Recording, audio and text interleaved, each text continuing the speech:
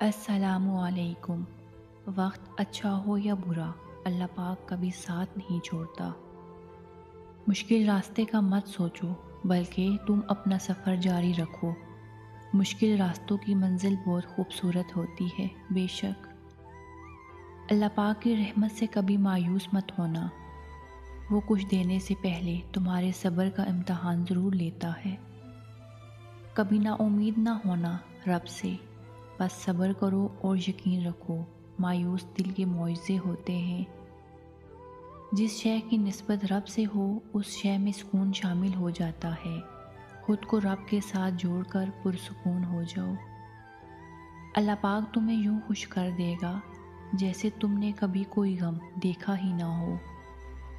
تکلیف میں بہت رو لینے کے بعد جب درد اس مقام پہ آ جائے کہ آنسو تھم جائیں، وہاں سے مضبوطی کا سفر شروع ہوتا ہے۔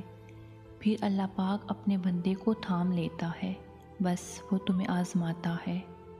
رسول اللہ صلی اللہ علیہ وآلہ وسلم نے فرمایا، دو آوازوں پر دنیا اور آخرت پر لعنت ہے۔ نمبر 1، خوشی کے وقت گانے بازوں کی آواز۔